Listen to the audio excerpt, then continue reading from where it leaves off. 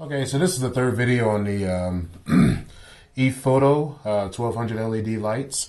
Just for those of you who had not seen the two previous videos, these lights just got in. I have three that are part of a kit, and two of them were in use right now, whereas the third one is up here with me for demonstration. So just kind of want to get a brief tour of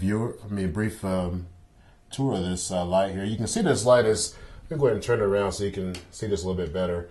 You can see this is a V-mount that comes with it, so it comes in handy if you want to change the arrange these lights in a vertical way to either point them up or down. So, and then looking on the back here, you have the dimmer switch, you got the power, the input, and then the remote. So it's a very, very simple layout. That's all that I pretty much need, and I won't even need the banks as you see on the other lights.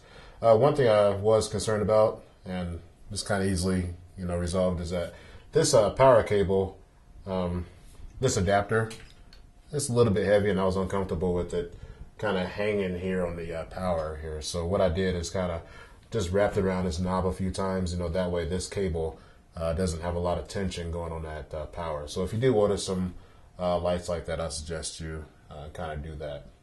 So to kind of turn it around here, I know you guys want to see this light in action to see just how bright this thing gets here. So I got the dimmer set to its lowest position, and I'm going to go ahead and turn it on. And what I'm going to do, it's on right now, but you can barely see it because of the other lights being so bright here. But I'll go ahead and just turn it up real gradually. You can see how much of a gradual rise in power that is. So that is really enjoyable. It doesn't really step up. I mean, it's a real gradual, rise. And then as you can see, these LEDs are very directional.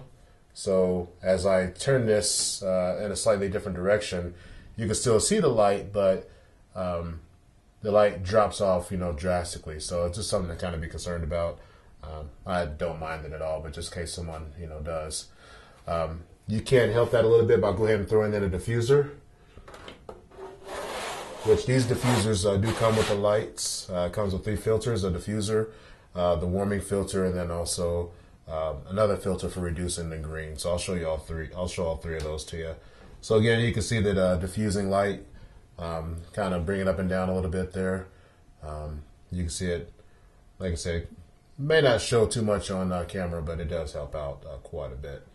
So go ahead and slip that out, and you'll get kind of used to pulling these filters out, but it may take a little bit of practice when you first do it. So we'll go ahead and slap in this warming filter.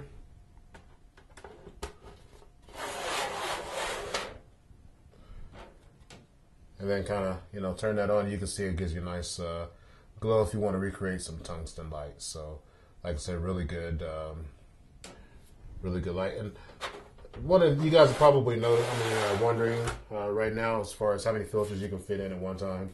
And for right now, as far as these filters, they just fit into that slot one at a time. So if you needed to use any additional filters, maybe you could use something to, kind of hold them up, or use paper filters and just kind of slap them on. Since they're LEDs, you don't have to worry about your paper getting hot and melting or anything like that. So this third filter, this is for removing this, and I'm glad they shipped this because a lot of people did complain about the green tint in a lot of photos. So, or the green tint in a lot of LED lights. So this is filtered specifically just for removing that tint.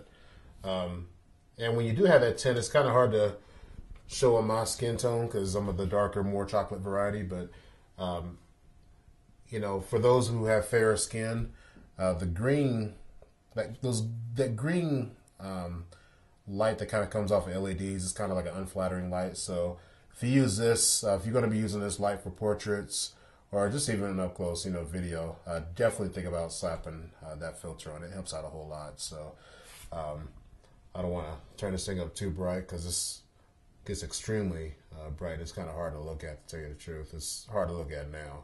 So, but like it, I'm really impressed with this light. Really love it. It's nice and portable. Since it's LED, it's going to cool down extremely fast. Well, it really isn't going to cool down. I just shut it off. So it'll be great for on location work. It's real light.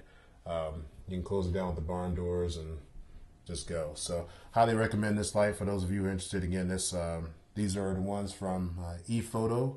Their website's ephotoinc.com. And this model is the CN-1200H. So again, these are the 1200 LED lights. They also have 500, 900, and 1000 LED light configurations on the site if you're wanting to start off just a little bit of a little bit lower power.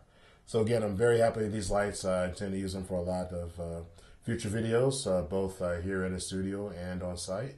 So go ahead and subscribe to my channel and see what improvements we make. Thank you.